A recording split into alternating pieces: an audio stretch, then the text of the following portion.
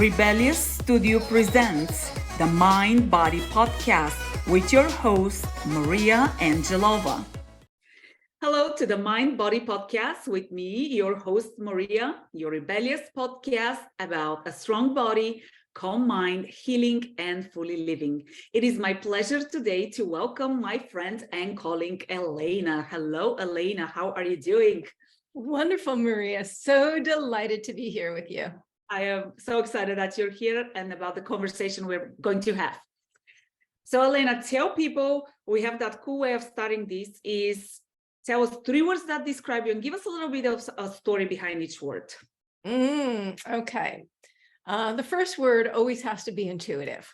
So for me, it has to be intuitive. Since the time I was really young, I was very highly intuitive. I didn't really understand what it was because it came to me in different ways, but I knew that it helped me create serendipity. It helped me create synchronicity. That I was really clear about. And one of the things that I've really done over the last couple of years, in particular, last 2.5 years, is really hone my intuition in a greater way. And it's actually what I do with my clients and how it's helped me skyrocket my business. So that's the first word. The second word is courageous. And I have to say that it's almost a little hard for me to own this word because I didn't used to think I was that courageous. And over the last few years in particular, I've realized how many people and entrepreneurs don't ever get out of their comfort zone and aren't willing to take the action and do. And it's not that when I'm going to say do the hard work, I don't mean that it actually has to be hard and hustle and grind, because I actually help people do less of that. But I mean the hard work in getting out of your comfort zone and taking a risk, in trusting yourself enough to take the next leap. And so courageous is definitely one of those words. And then unconventional is my last one. And when I think about me and the way that I think and the way that I guide my life and the truth that I have guide my life, like literally my higher self guiding my life, that is a pretty unconventional life in a life that's typically led by our ego minds. And so most people, what's driving their life, what's driving their business is their identity constructs and their ego mind. And so for me, it's unconventional to do something completely different from that. So many questions popped up in my head as you were speaking. So let's start with intuition. I love every single one of them for the reasons that you talked about. We can have like an hour conversation on each one of them.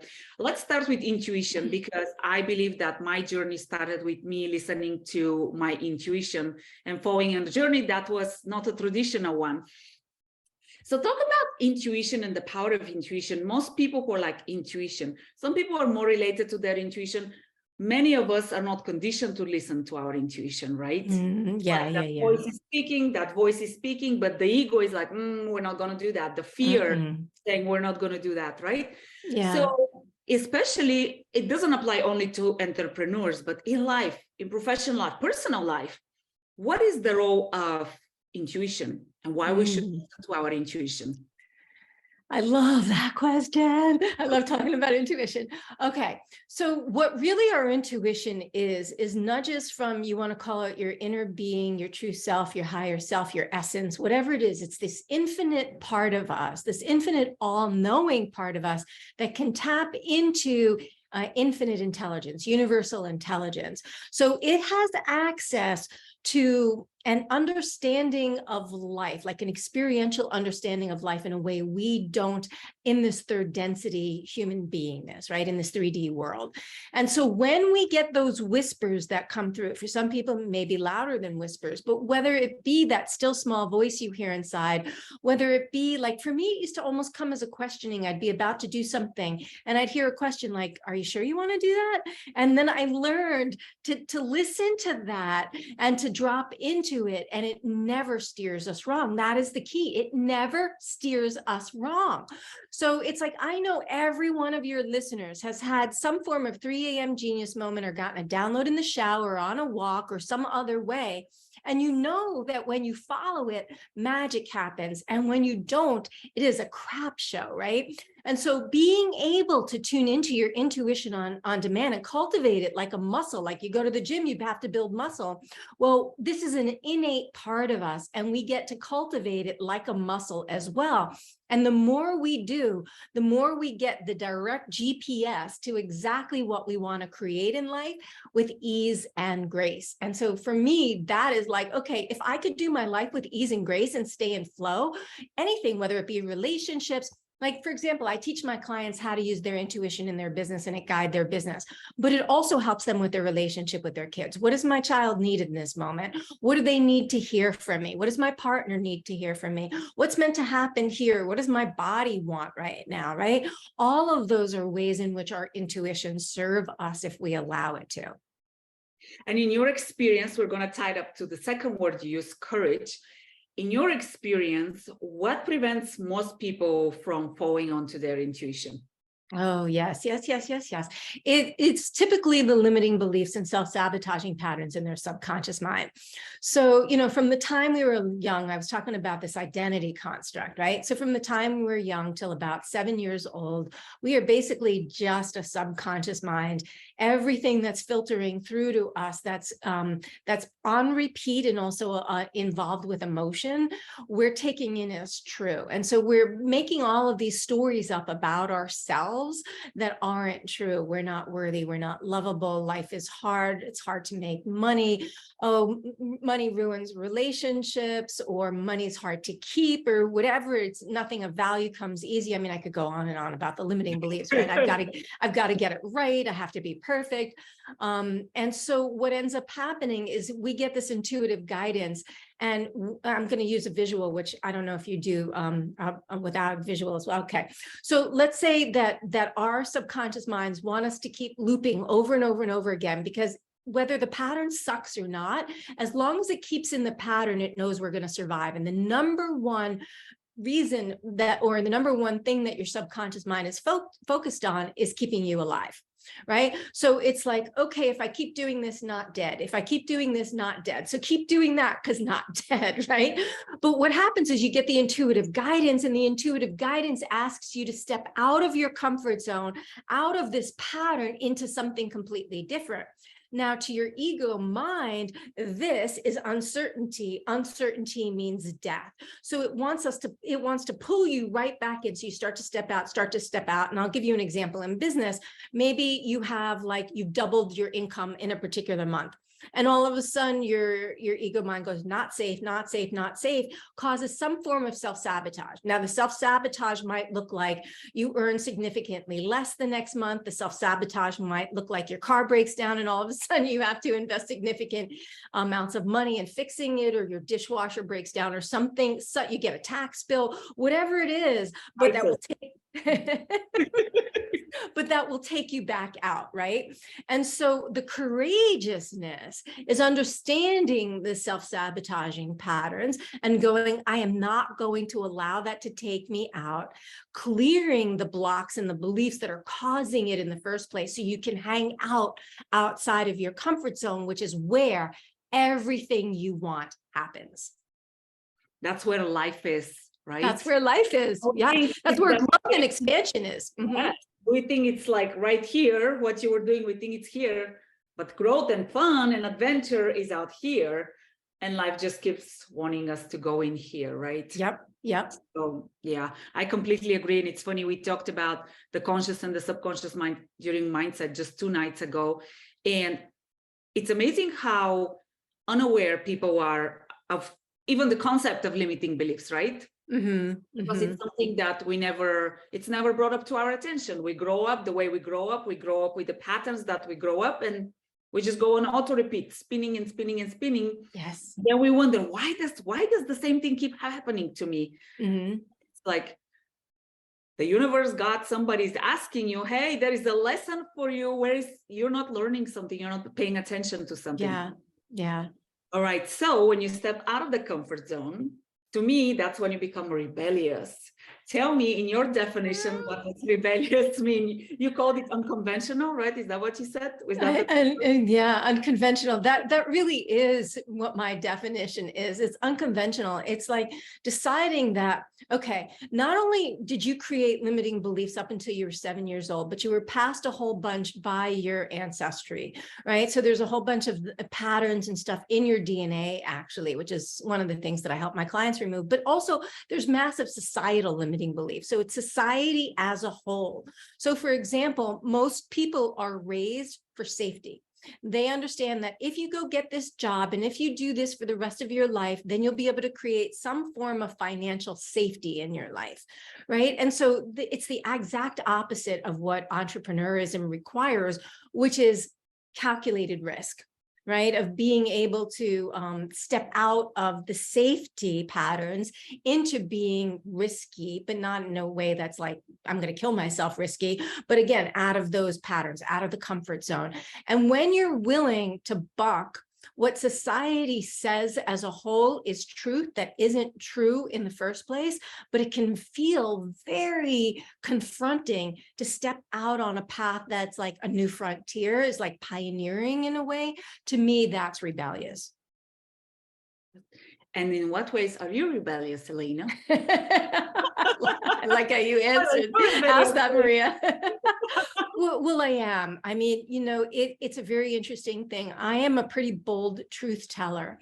And the way that it works for me is because I also don't live in a land of a lot of judgment. So I can tell you the truth and tell you the truth about what's really going on, but I don't judge it because you might believe something different. And so for me, being a bold truth teller is one of the ways that I'm really rebellious. Also in my own life, being able to step out of comfort zones where a lot of people think that the stuff that I do when they really understand what I do is like out there. Like for me, stepping into it and embracing it, like I'll give you an example. When I first started coaching, I wanted to be a mindset coach. And I had a couple of coaches that basically told me that to just be a mindset coach was like only giving a part of the puzzle, that I had to give more of the puzzle, that I couldn't just offer a piece of the puzzle. And so I used to do strategy and systems to help people scale in addition to mindset. And about a little over 2 years ago, about 2 years ago, I got a message from my higher self, downloaded through my intuition, that basically said to me, okay, this is it. This is just the work that you're doing now. And I was like, what? It was like, this is just the work that I'm doing now? Yeah, just this, like throw out all the rest of the stuff. And I'm like, but I'm making good money. And I just throw that out. And it's just trust. You got to trust. You got to step in and trust and have that faith. And I was like, okay. And it's like, you don't need, I was like, I don't know the how. Which is what bogs so many people down. I don't know the how. And it's like, you don't need to know the how. All you need to do is trust. Do you trust? Are you in or you're out? And I went, okay, I'm in. I was like, honestly, I was kind of scared shitless, but I was like, I'm in. I'm going to do it. I'm going to do it. And within 24 hours, the way for me to do it got downloaded to me. And within 48 hours, I had my first client. And that month I tripled my income. And it's just like, I just haven't looked back since. And so when I get those really bold, like, okay, this is your next step, this is what's required, I'm like, okay, I'm gonna go. And I stepped, it's like for a little while, my body has to catch up to the freak out of like, oh my God, that's like really stepping out into a different something. But the minute I step into it, I'm like, yeah, I'm good. It feels good. It feels good. And I think that relates to clarity, right? We get that intuition. Our intuition leads us to clarity. But how? Well, how am I going to do financially? What am I going to do about this? What am I going to do? Yep. Then we get stuck into those little details that, like you said, when you're clear that you're going to follow a path, the how shows up. Mm-hmm. And doesn't have to make sense in the beginning, right? You just have to trust and surrender. That's one of my favorite words. And surrender to your guidance, to your inner compass, or you call it GPS. I like that. Yeah. I like the word allowing, because I used to use the word surrender, and I turned surrender into a word that means that means render to me. Because a lot of people think about surrender as being weak and giving up in some way. And it's like, no, render to me, but it's about allowing, right? I'm allowing it in. I'm not getting in the way and trying to control it, because I can be, one of my life lessons is control. So I can step into that level of control. And it's like, no, no, no. It's going to be absolutely way better than I could have ever imagined if I actually allow it to come to me. I would say I'm somebody who is an ex-control freak, and it's amazing how first of all, letting go of that control is so scary, right? When you're used to thinking, yeah, you're in control, because we really, most of the time, are just perceived control. You're really not in control. You're actually spinning out of control, but you think you're in control. And to let go of that control and to realize, like, wow, it is so much simpler, and there is flow and there is ease, versus trying to force things, which is the way I was taught to do life. I don't know about you, but I think that's a common thread, and that's why it is so scary. We're not used to it. And just letting go, rendering to ourselves, rendering our intuition is such a powerful experience. Really powerful. You mentioned something else. You talked about the ego, and that's a particularly interesting conversation, because when something happens, I have to be, okay, let me check with is this ego or is this inner self, right? I have those conversations with myself. Talk a little bit about that. So people who are like, what does she mean when she talks about ego? Like, yeah, ego versus intuition. Yeah. So what our ego is it's actually, our ego is a part of us. It never goes away. So it's not like we want to ever get rid of it. It actually helps us grow. Like without our ego, we'd pretty much stagnate and there would be no growth. And the whole point of life in and of itself, like the number one law of life is more life, more expansion, right? Life is always expanding. And so what that really means is like your ego, like, I don't know about you, but when I went to school, they had these like projectors and you put these films over a light, and then whatever was on the film got projected onto a board or on a screen or something like that, right? So the film that's being put on top of the light is what's in your subconscious mind. And typically those are filled with limiting beliefs. So typically the film that's being put on top of the light is limiting beliefs. The light itself is your ego. And what the ego does is it shines what's in your subconscious mind onto the board, and the board is your circumstances and reality, what you're experiencing in life. And so you're essentially getting what your subconscious mind believes in your reality, and then your ego is showing it to you. So as you said it so eloquently before, Maria, so that you can grow from it. Right? Because the whole point of it is growth and expansion. And when we keep repeating the same thing over and over again, we're not repeating it because like the universe wants to torture us. It's so that we wake up and can see the untruth about what's going on, the untruth about what we think about ourselves, so that we can course correct and then have a different experience, because now we know the truth rather than having this limiting belief. And so the ego is essentially that projector into your reality to show you what you're really believing and thinking, so that you can experience something different and grow from it. I absolutely love the analogy that you used. I think that's very intuitive to understand. And I just lost my mind. I was going to say something else, but yes, I'm totally stealing that analogy from you, Alaina. It makes it clearer, right? Right. What you mean, yes. Talk to us about what is your practice like to stay connected to your intuition? What's your personal practice to stay connected to I call it your inner core, because I work with the physical core and then the inner core. So how do you stay connected to your inner core? Yeah. So for me to stay connected to my inner core, I have a whole bunch of practices, but it's actually a moment by moment practice as well. So my morning, I do CEO mornings. I actually don't start working until 11 a.m. typically. And for me, that means I spend a lot of time in breath work, in meditation, and in some form of movement.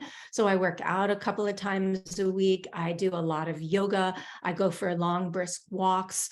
Those are typically, sometimes depending on the season, I play tennis. Right. So those are the things that I do in my CEO time that are all about me and nurturing me. And that's super helpful. But then the moment to moment is really helpful too. So I am constantly tuning in. You called it, like, I think your inner being, your inner core. I'm constantly tuning into it. So because I run an intuitive business, and that's how I want to run my life. It's how the people who work on my team function as well, because I've taught them these skills, so that we're all really staying out of our ego minds and really able to stay in that intuitive truth. So that means moment to moment, I can be checking in, and I've honed my intuition in such a way that I don't necessarily have to tune into it directly anymore. It's just there now. It's just there now as a way for me to trust it. And sometimes I do.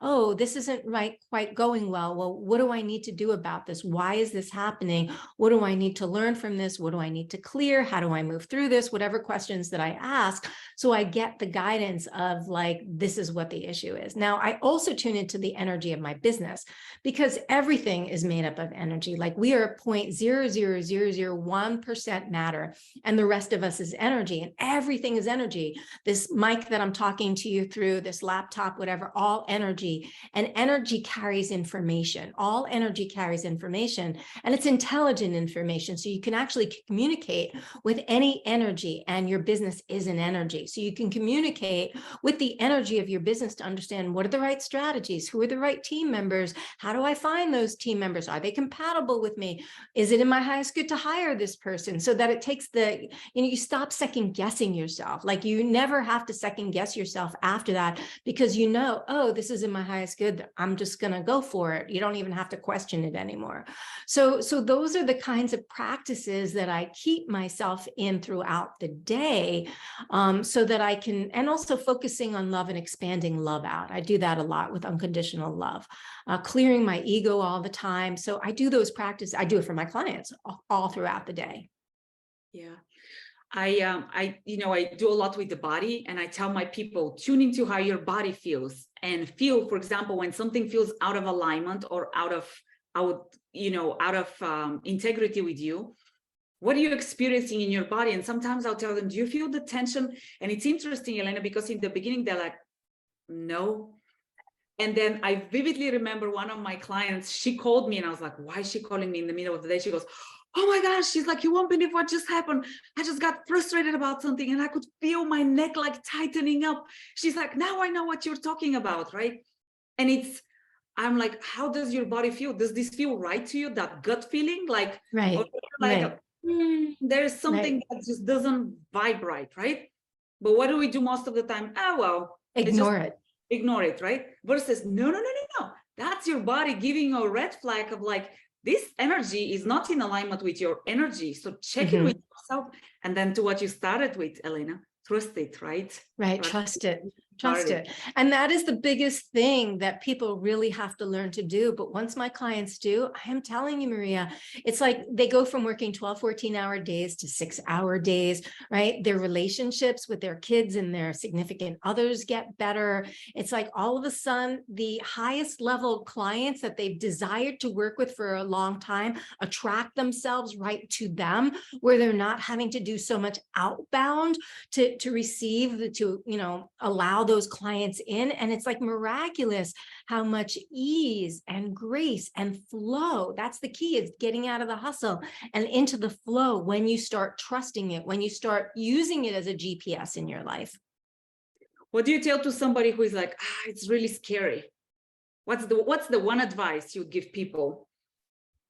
So it's really interesting, because if you were to write down, for example, all the things that will really scare you, I have sometimes people fear journal, right? Where they write down all the things that scare them. What did you say? Fear journal.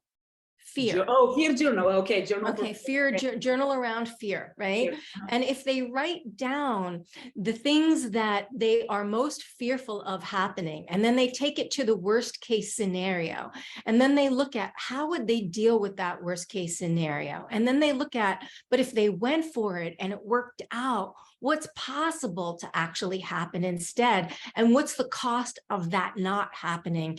Then they get to weigh it from a different place of going, oh, it's even with the fear, it's worth. I'm not going to say that I don't have fear still. I do. Right. It's just that I trust it enough that that's where the courageousness comes in, right? Because even though I'm experiencing the fear, I just do it anyway. And the more that I do it, the more it builds that trust with, oh my God, every single time I have trusted, it's worked out. Every single time I've not trusted, it's not worked out.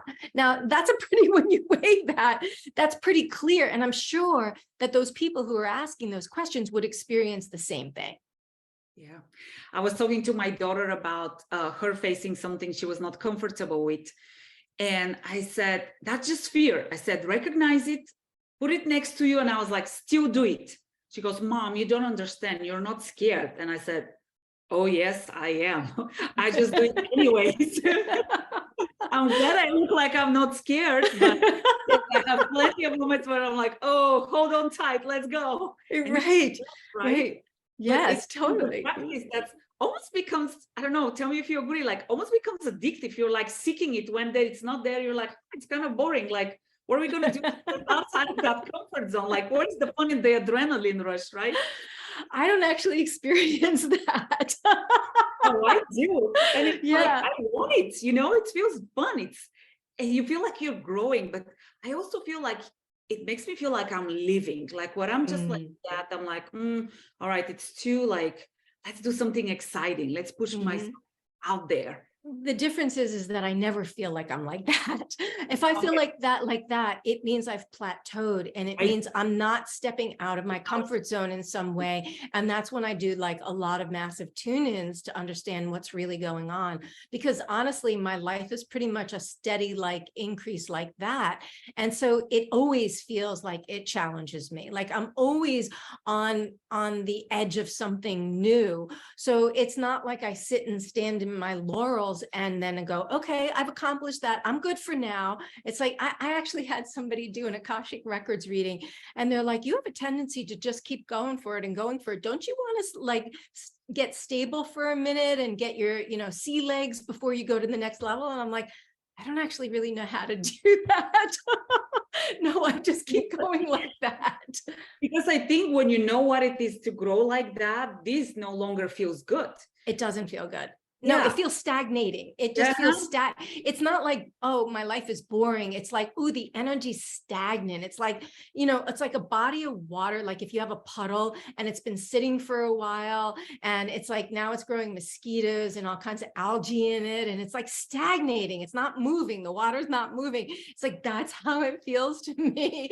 So like being in that space of growth actually feels more normal to me than being in a plateau or stagnation. That puddle that you described, I tell my clients, I'm like, if you don't move, right, it's the same thing for physical movement. Your body becomes like a swamp, right?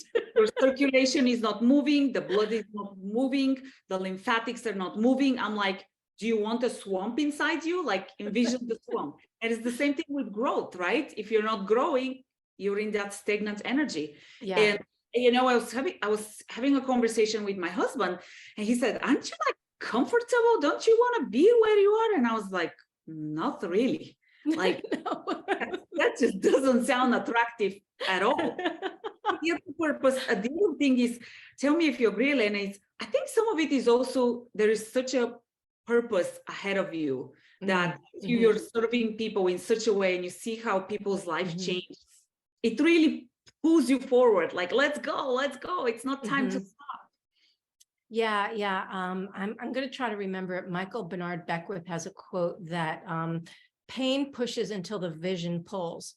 Right. And I really like that, because I do feel like that. I feel like when you are aligned with your purpose, there isn't a sense of like, oh, I served one person today, I filled my purpose, that's it, I'm done.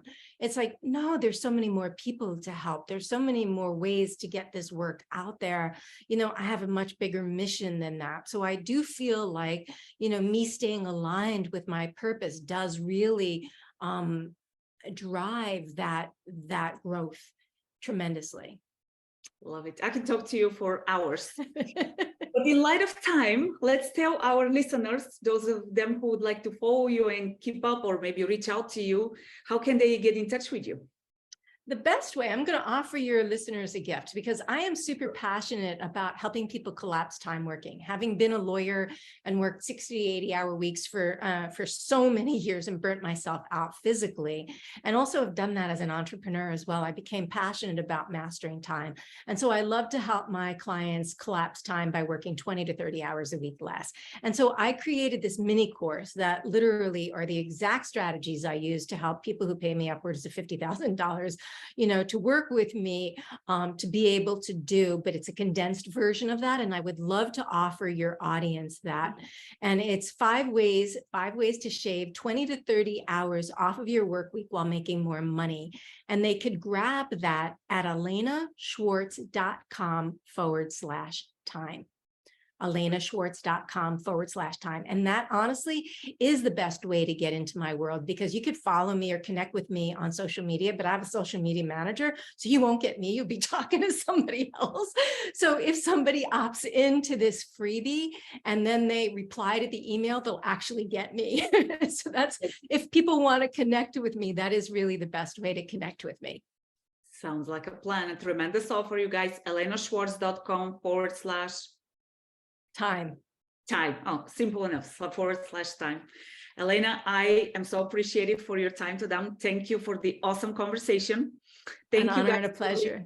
Yes. Thank you guys for listening. Stay rebellious and make it a rebellious day. Talk to you soon. Can't get enough of those rebellious conversations?